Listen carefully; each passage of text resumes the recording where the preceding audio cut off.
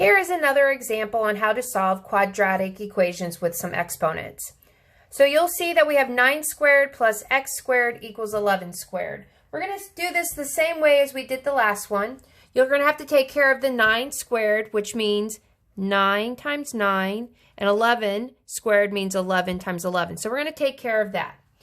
When we do, we get 81 plus x squared equals 121.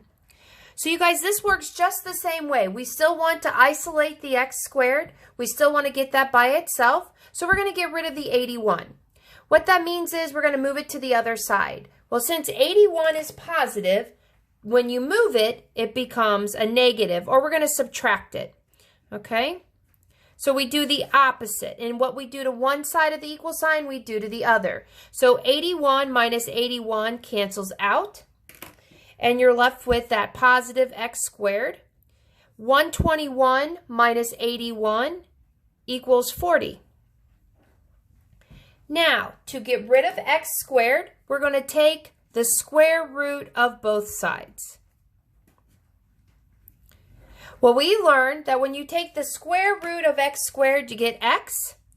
And when you take the square root of 40, you guys, you're going to get the square root of 40.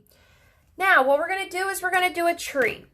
A tree is that prime factorization tree. So two numbers you can multiply to get 40. I'm going to do 4 and 10. Two numbers, neither one of those are prime. 4 times 10 is 40. Two numbers that you can multiply to get 4 would be 2 times 2. Both of those are prime, so I circle those. 10 would be 2 times 5. 2 times 5. 2 and 5 are both prime, so we can't go any further because they're all circled. We're going to look for those pairs. I have a pair of 2's, so that 2 goes on the outside. And on the inside, we are left with 2 times 5, which gives us 2 square roots of 10. And that's our final answer. Thanks.